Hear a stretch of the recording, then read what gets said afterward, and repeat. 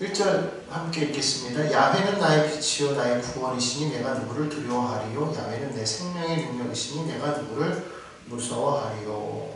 여기 보면은 이 시인은 하나님에 대해서 뭐라고 얘기하고 있냐면, 하나님은 나의 빛이 되시며 또 나의 구원이시며 그리고 내 생명의 능력이라고 그렇게 말을 합니다.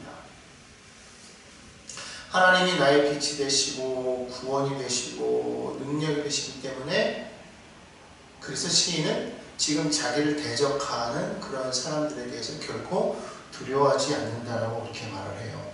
내가 누구를 두려워하리요? 내가 누구를 무서워하리요? 우리가 살아가면서 사실 정말 무섭고 두려운 것은 사람이죠. 사람만큼 무서운 것이 없어요. 살아가다 보면서 이렇게 느끼는 건데, 나이가 들면 들수록 느끼는 것은 정말 사람이 제일 무섭다라는 것이죠. 그런데 오늘 시인은 뭐라고 말하냐면, 하나님이 나와 함께 하실 때, 다시 말하면 하나님을 나의 빛으로 삼고 나의 구원으로 삼고 나의 능력으로 삼는 자는 사람을 두려워하지 않을 것이다 라고 이렇게 말을 하고 있다는 것이죠.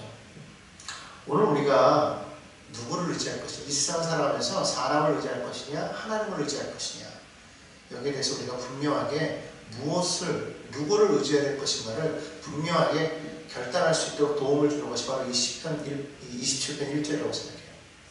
시인이 하나님을 의지했을 때 그는 사람을 두려워하지 않겠다고 말하고 있어요. 실제로 그렇기 때문에 이렇게 고백하고 있는 것이죠. 즉 하나님을 의지했으므로 시인이 사람을 두려워하지 않는 것처럼, 우리도 하나님을 의지할 때 비록 그들이 나보다 더 강한 것 같지만, 그러나 하나님이 나의 능력이 되시니까 그들보다 더 강하실 거 아니에요. 그러니까 우리는 결코 두려워하지 않게 된다는 것이죠. 바울이 로마서 8장 31절에서 이렇게 말하지 않습니까? 그런즉 이 일에 대하여 우리가 무슨 말하리요? 만일 하나님이 우리를 위하시면 누가 우리를 대적하리요? 하나님께서 우리를 위하신데, 만물의 창조주이신 그 전능하신 하나님이 나를 도와주시는데 누가 우리를 대적하겠느냐, 그렇게 했던 것처럼 우리가 온전히 하나님을 의지하며 나아갈 때 우리가 사람을 무서워하지 않아도 된다. 그와 같은 고백을 오늘 하고 있습니다.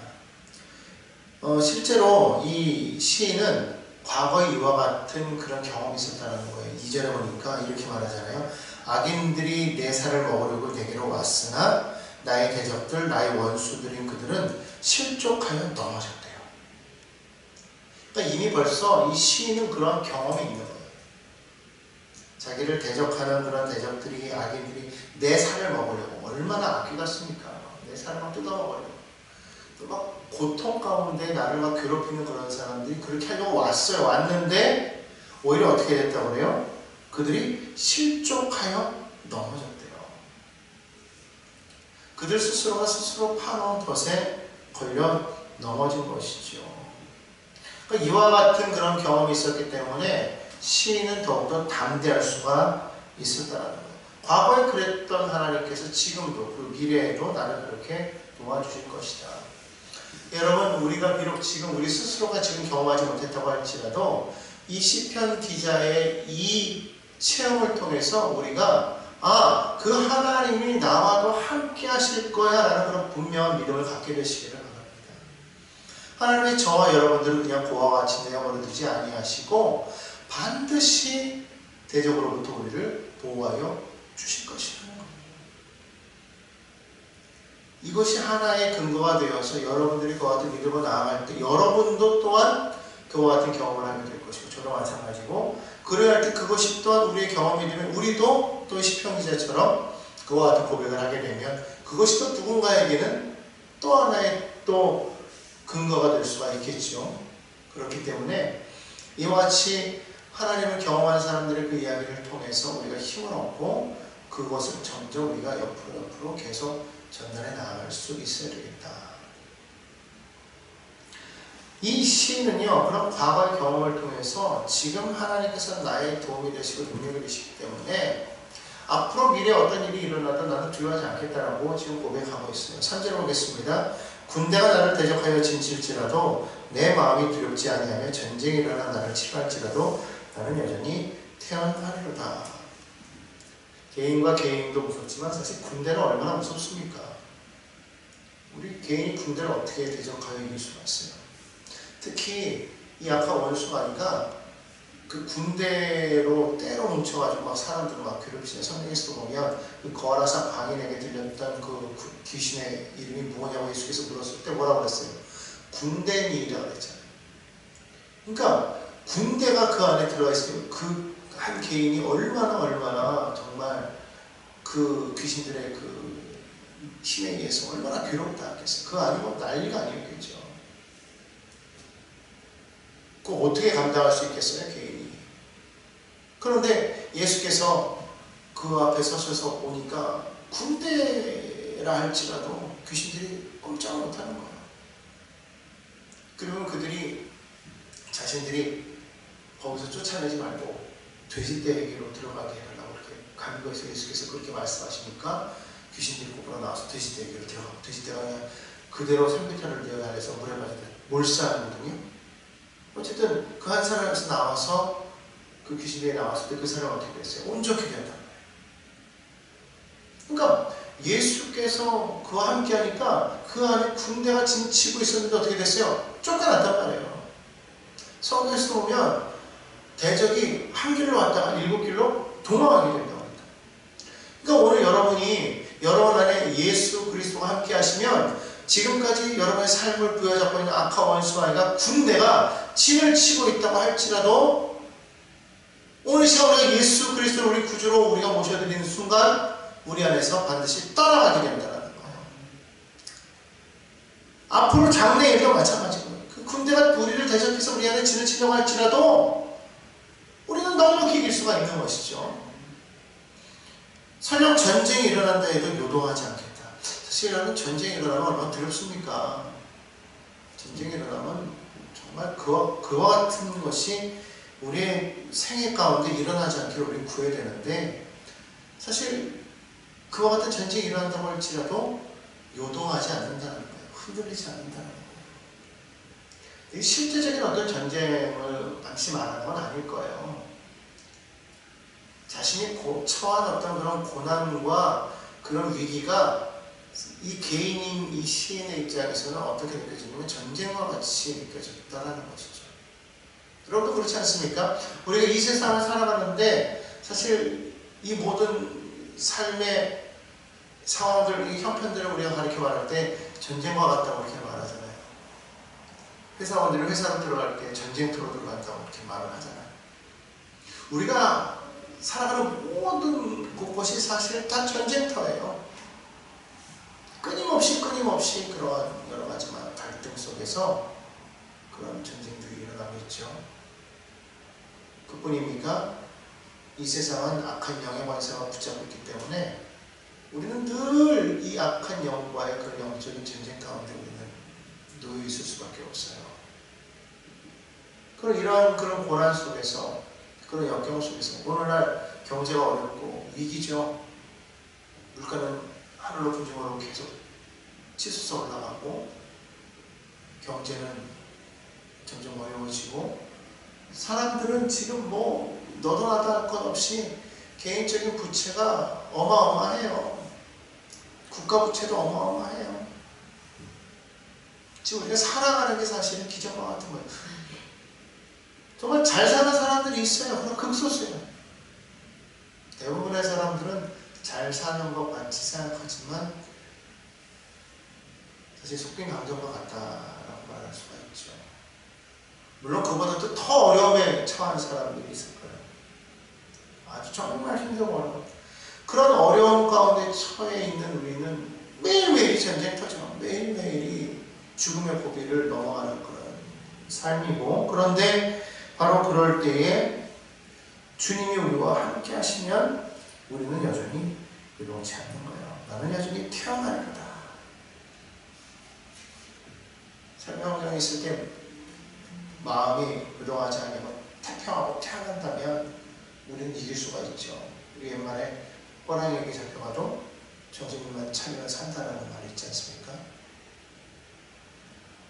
또 우리가 마음이 지켜지면 얼마든지 이길 수가 있는 거예요. 마음이 무너지니까 문제가 되는 것이지. 또 모든 것이 마음에서부터 오는 거예요. 마음이 병이라고. 마음이 무너지면 육신은 무너지게 돼 있어요. 그렇다면 뭐가 먼저냐고 말할 수 없지만 그런 마음을 우리가 굳건하게 지키면 그러면 우리가 어쨌든 일어설 수가 있기 때문에. 그런데 상황이 우리를 그렇게 만들지 않잖아요. 하지만 하나님이 계시면 그 하나님은 누구예요? 생명의 능력이 되시는 거예요. 생명의 능력이.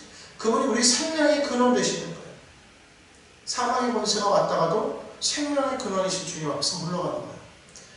어둠이 있어도 빛이 있으면 어둠이 물러가는 것처럼 사망의 권세가 이 땅을 휘어잡고 있다가도 생명의 주인이신 주님이 오시면 사망의 권세는 물러가게 되어 있는 거예요. 그러므로 여러분 지금 힘들고 어렵잖아요. 매일매일이 고통 가운데 있잖아요. 어떻게 살아야 되는가 그런 가운데 있을 때 우리는 주님을 바라보고 의지하십시다. 신뢰하십시다. 그분을 믿으십시다. 야훼께 도움을 받으면 반드시 구원을 받게 될 거라는 확신을 갖게 되시기를 바랍니다.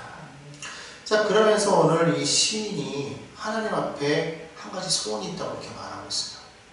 오늘 4절을 보면 내가 야훼께 말하는 한 가지 일 그것을 구하리니. 그러니까 단 하나의 소원이에요. 이 시인에게 있어 단 하나의 소원. 어떻게 보면은 인생의 목표라고 말할 수 있는데 그것이 뭔가 했더니 이렇게 말해요. 내가 내 평생에 야훼의 집에 살면서 야훼의 아름다움을 바라보면서 그의 성전에서 사모하는 것이라. 하나님을 바라보면서 하나님 앞에서 하나님과 함께 그의 집에서 사는 것, 그것이 그의 평생의 소원이라는 거예요. 왜 그런가 했더니 오디오를 보니까 하나님께서 환난 날에 나를 그의 초막 속의 비밀이 지키시고 그의 장막 은밀한 곳에 나를 숨기시며 높은 바위에 두시리로다 그렇게 말하고 있거든요. 다시 말하면 환난 날에 하나님께서 보호하시는데 어디서 보호하시냐? 초막 속에서 장막의 은밀한 곳에서 높은 바위에서 숨기신다는 거예요.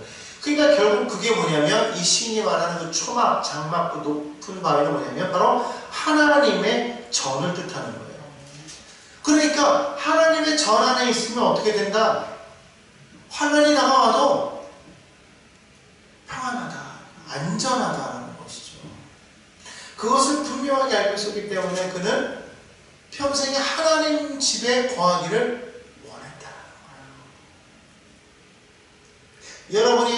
여러분이 정말 하나님 안에 거하기를 원하시기를 바랍니다. 하나님 안에 우리가 온전히 거할 때 하나님께서 우리를 보호하심을 우리는 분명하게 알게 될 거예요. 그러니까 그렇게 됐을 때 어떻게 되느냐 하면 승리가 우리 가운데 다가오더라고요. 하나님 다가와서 우리를 넘어뜨리고 죽이고 도적이 오는 것은 우리를 죽이고 멸망시키는 거 아니겠어요? 그러니까 끊임없이 마음에 불안함을 주고 두려움을 주고 낙심하게 만들고 우리 스스로가 아무것도 아닌 것처럼 만들고 그래서 삶의 의욕을 떨어뜨리고 뭐 살아갈 필요가 뭐 있나 뭐 여러 가지 많은 생각이 들게 하는데 사실 그것은 우리를 멸망시켜 죽이려고 하는 것이고 인자가 온 것은 양으로 생명을 얻되 더욱더 풍성히 얻게 하려 하심이라 그렇게 말씀하고 있기 때문에 주님이 오시면 우리 안에 생명이 솟아나는 거예요. 똑같은 것이라도 우리가 꺾이지 않는 그런 의지를 가지고 나아가면 우리는 일어설 수가 있는데 이게 마음이 꺾여버리면 넘어진단 말이에요. 그런데 주 안에 있을 때는 우리는 얼마든지 담대함을 가지고 다시 일어설 수가 있는 것이죠. 우리가 그것을 분명하게 알고 우리가 나아갈 때 우리는 어떻게 되느냐? 우리 입술에서 원망과 불평과 탄식 대신에 하나님을 향한 기쁨의 찬송이 나오게 되는 것이죠. 시인이 말하는 거예요. 이제 내 머리가 6절에 보면 이제 내 머리가 나를 둘러싼 내 원수 위에 들리리니 하나님께서 내 머리를 드시는 거예요. 나의 영광 내 머리를 드시는 주 시편에 보면 말씀하고 있지 않습니까? 하나님께서 나의 머리를 드신다고 했어요. 나를 세우시는 거예요. 나를 승리케 하시는 거예요. 나의 머리를 들었으니 얼마나 자존감이 높아지는 것입니까? 그럴 때 내가 그의 장막에서 즐거운 제사를 드리겠고 예배하는데도 막 기쁨이 넘치는 거예요. 그리고 어떻게 보면 찬양을 드린다고 그러잖아요. 찬송이 입에서 절로 나오는 거예요. 여러분 그와 같은 삶이 되는 것은 하나님이 우리와 함께 하시기 때문이다. 분명한 이 시인의 고백처럼 하나님이 나와 함께 하신다는 그런 분명한 그러한 그 확신을 가지고 나아가야 됩니다. 이어서 7절부터 12절까지는 시인의 간구 탄원이라고 했는데요. 7절 한번 보겠습니다. 야훼야 내가 소리내어 부르짖을 때에 들으시고 또한 나를 긍휼히 여기사 응답하소서. 하나님에 대한 그런 신뢰함이 있기 때문에 시인이 말하는 거예요. 하나님, 그러므로 내가 주님께 부르짖습니다. 하나님, 그럴 때마다 내게 응답하여 달라고 그렇게 이야기하고 있어요. 여기서 말하는 소리내어 부르짖을 때 주님 들으십시오라고 말하는 그 말은 그냥 단순히 귀로만 듣는 게 아니에요. 왜 우리가 말하면 들으라고 그러면 그냥 말하는 것은 그냥 듣는 거, 그것으로 끝이는 게 아니라 정말 들었다는 건 뭐냐면 듣고 거기에 대한 반응이 있을 때, 즉 행동으로 옮겨졌을 때 거기까지는 사실은 들었다라고 말하는 것이거든요. 왜 우리가 그러잖아요. 부모님이 자녀에게 말할 때 내 말을 들어 그러면은 들으라는 말은 뭐예요? 그냥 지금 말하는 것은 그냥 이 귀로 이렇게 받아 듣기만 하라는 게 아니잖아요. 듣고 알아서 어떻게 하라는 거예요? 그대로 행동하라는 말이잖아요. 지키라는 말이죠. 그러니까 오늘 이 하나님 앞에 지금 이 시인이 말하는 건 뭐예요? 내가 소리내어 부르짖을 때 들으소서라는 말은 하나님 그냥 듣기만 했다라는 게 아니라 듣고 어떻게 해달라는 거예요? 하나님께서 그 기도대로 응답하여 달라고, 이루어 달라고 강구하는 것이죠. 내가 하나님 안에 있으면 평안할 걸 알기 때문에 구하는 거예요. 근데 거기에는 뭐가 필요한 거예요? 하나님의 긍휼하심이 필요한 거예요. 하나님 나를 긍휼히 여기사. 내가 잘났기 때문에 내가 이렇게 믿음을 갖고 있으니까, 그러니까 하나님 당신 내게 내가 부르시면 무조건 응답하셔야 합니다가 아니라 하나님 들으시고 행해 주시옵소서. 거기에는 뭐가 필요하냐? 나를 긍휼히 여기사. 이거예요. 나를 긍휼히 여기사. 나를 불쌍히 여기사 하나님 내 기도에 응답하소서. 내 혼자 힘으로는 이것을 감당할 수가 없습니다. 하나님 나를 도와주소서. 나로 하여금 이 환난에서 벗어나 승리케 하옵소서 간구하는 것이죠. 또 8절에 보니까 뭐라고 말하고 있냐면 너희는 내 얼굴을 찾으라 하실 때 내가 마음으로 주께 말하되 야훼야 내가 주의 얼굴을 찾으리라 하였나이다. 그냥 단순히 부르짖기만 하는 것이 아니라 하나님께서 말씀하실 때 너희는 나를 찾으라, 가까이 있을 때 나를 찾으라 말씀하셨던 것처럼 하나님 내가 주님의 얼굴을 찾는다. 이거예요. 주님의 얼굴을 찾는다고 내가 주님을 바라보면서 주님을 향해서 내가 좀 나아간다는 말이거든요. 하나님 내가 주님의 얼굴, 하나님 앞에 그냥 단순히 내 마음은 다른 데가 있고 얼굴은 다른 데가 있으니까 말로만 그냥 구하는 것이 아니라 주님을 바라보면서 정말 하나님의 그 얼굴을 바라보는 거예요. 하나님께로 나아가고 있습니다. 하나님 내가 정말 주님을 간절히 바라보고 있습니다. 하나님 내가 주님을 간절히 찾고 있습니다. 그러므로 주님 내게서 숨기지 마십시오. 나를 피하지 마십시오.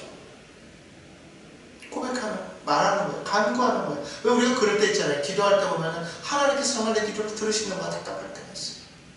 마치 그럴 때 보면 뭐라고 말하냐면 하나님께서 나의 기도를 피하시는가? 듣지 아니하시는가? 하나님께서 숨어 계시는가? 아닙니다. 하나님께서 우리의 기도를 왜 안 들으시겠어요?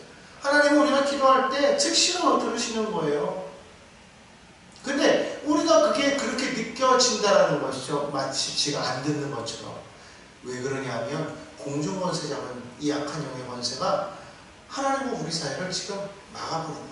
거기에는 무엇이 작용하냐면 우리의 죄악이 작용하는 거예요. 하나님께서 말씀하시잖아요. 내가 귀가 얻어 못 듣는 게 아니라는 거예요. 내 손이 짧아서 너를 돕지 못하는 게 아니라는 거예요. 너희와 나 사이 죄악의 담이 가려웠다라는 거예요. 그것이 빌미가 되어서 악한 권세가 지금 막고 있는 거예요. 다니엘이 기도했을 때도 하나님이 첫날에 들으셨다고 그랬어요. 그런데 그게 응답되기까지 며칠이 걸리냐면 다니엘에게까지 그것이 오기까지는 21일이 걸렸어요. 하나님이 첫날에 응답하사 바로 천사를 보냈지만 그것이 다니엘에게 오기까지 21일이 걸렸다는 것은 하나님이 듣지 못했기 때문이 아니라는 거예요. 근데 우리는 생각할 때 이것이 우리가 기도할 때 제대로 일어나지 않으니까 야 이게 정말 하나님 내 기도를 듣지 아니하시는 것인가 뭔가 이런 착각이 있어서 하나님께서 내게 숨으시는 것인가 하나님께서 나를 놓아하신 것인가 하나님께서 나를 버리신 것인가 하나님이 나를 떠나신 것인가 고민하게 된다는 것이죠. 오늘 여기 성경에서도 지금 시인은 그렇게 말하고 있는 거예요. 9절에 보니까 주의 얼굴을 내게서 숨기지 마십시오. 왜? 하나님 내게서 숨어 계시는 것 같아요. 주의 종을 놓아여 버리지 마십시오. 하나님께서 나에게 노하신 것 같아요. 하나님께서 나를 나에게 화를 내시는 것 같아요. 화를. 아니라는 거예요. 하나님이 놓아여 버리셨나이다. 버리지 마소서. 하나님이 나를 버린 것 같은 그런 느낌이 들 때가 있어요. 여러분 그렇지 않습니까? 막 우리가 고난 가운데 있을 때 하나님 나를 미워하시나? 하나님이 나에게만? 왜 나만 이렇게 어려운 가운데 자꾸 처하게 하시지? 왜 자꾸 나를 힘들게 하시지? 하나님이 그러시는 게 아닌데 우리는 자꾸 그렇게 느껴지는 거예요. 그래서 뭐라고 하나? 하나님 나를 버리지 마십시오. 이게 맞는 의미인지 모르겠지만 예수님께서 십자가 달려 돌아갔을 때도 그렇게 말씀하셨어요. 엘리 엘리 라마 사박다니 나의 하나님 나의 하나님 어찌하여 나를 버리셨나이까.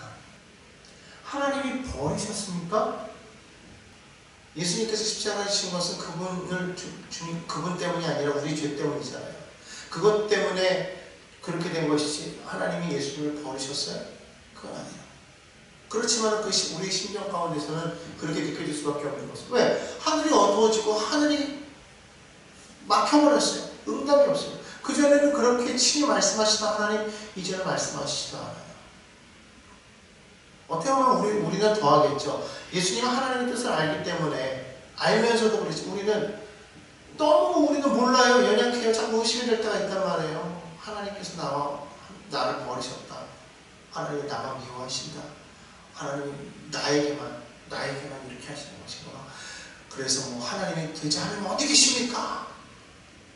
심지어 더 나아가서 하나님 없어 이렇게 말하는 사람들 아니라는 거죠. 시인도 그런 심정이었다는 거 마치 자기가 버림받은 것 같고 하나님 나를 떠난 것만 같은 거 아니에요. 안 떠나셨어요. 하나님 나와 지금 함께하고 계시다. 어떻게 보면 이게 불안함 때문에 그런지 몰라. 10절에 보니까요 이렇게 말하잖아요. 내 부모는 나를 버렸으나 야훼는 나를 영접하시리라.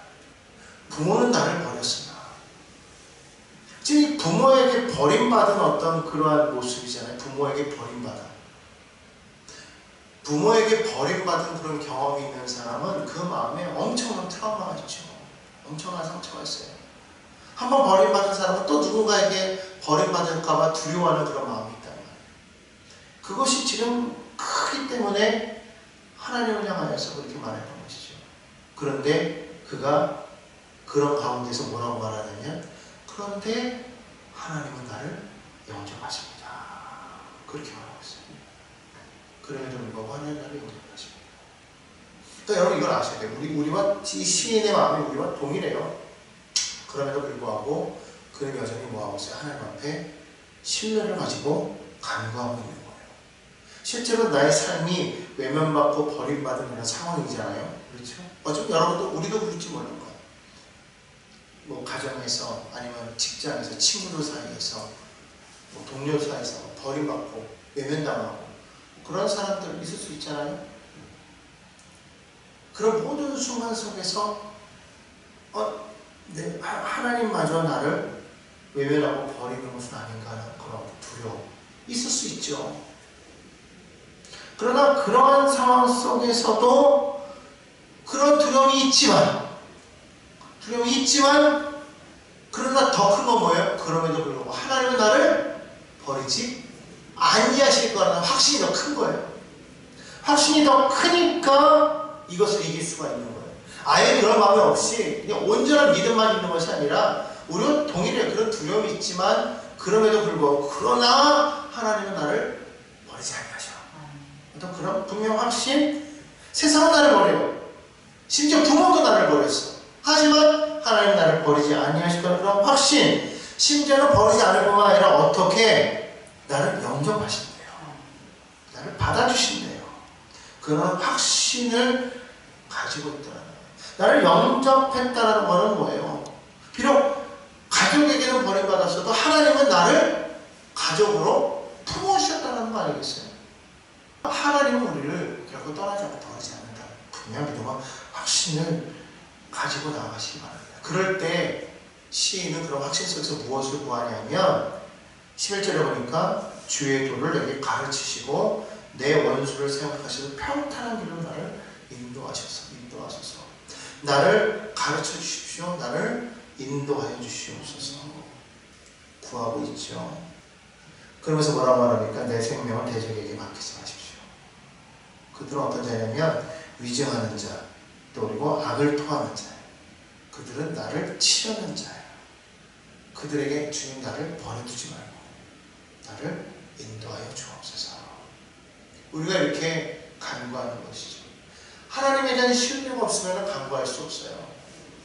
이 시인은 앞에서 말한 것처럼 철저하게 하나님을 신뢰하고 있었기 때문에 지금 상황이 절대로 그런 상황이 아님에도 불구하고 하나님 앞에 간구하고 있는 거예요. 만약에 하나님에 대한 신뢰가 없었다면 그러한 환경 속에서 그는 하나님께 간구할 힘조차 얻지 못했을 거예요. 오히려 더 난망하고 하나님을 원망하고 부인하고 믿음이 뚝 떨어져서 하나님을 어렸을 때는 그렇게 열심히 믿던 사람이 갑자기 어느 날 보면 믿음 저 멀리 나가 있는 경우가 많아요. 어렸을 때 심지어 학생회장도 있다. 교회 학교에서 이랬던 친구들도 멀리 가는 경우가 많아요. 그 이유가 뭐냐면 하나님에 대한 신뢰가 없었기 때문에 그러니까 하나님 앞에 구하지 못하는 것이죠. 오늘 우리는 내가 경험하지 못했더라도 이 시인이 경험한 아니면 성경에서 많은 그런 믿음의 조상들이 경험했던 그런 일들이 우리의 삶의 믿음의 근간이 되어서 그것을 가지고 그것을 신뢰함으로 우리도 동일하게 하나님 앞에 구할 때 하나님은 우리에게 그와 동일한 일들을 이루어 주실 것이라는 것이죠. 그래서 이렇게 고백하고 나니까 뭐라고 말하냐면 오늘 13절에 보니까 내가 산자들의 땅에서 야훼의 선하심을 보게 될 줄을 확실히 믿었대요. 생명의 위협에서 벗어나서 산자들의 땅에서 죽은 자들의 땅에 산자들의 땅에서 야훼의 선하심을 보게 될 줄로 믿었다는 거예요. 하나님 앞에 구한 이후에 뭐 하는 거예요? 하나님께서 반드시 그렇게 해주실 것을 나는 어떻게 한다? 확신한다. 기도하고 구한 것은 받은 줄로 믿으라 그랬거든. 기도하고는 지금 응답이 안 이루어진다고 우리는 뭐예요? 그냥 잊어버린단 말이에요. 그러나 성경은 뭐래? 기도하고 구한 것은 받은 줄로 믿으라. 그러면 어떻게 돼요? 14절의 말씀처럼 너는 야훼를 기다릴지어다. 강하고 담대하며 야훼를 기다릴지어다. 기다려야 된다는 거예요. 하나님께서 내게 응답하실 것을 기대하며 기다릴 줄 아는 그런 사람이 되어야 되겠다.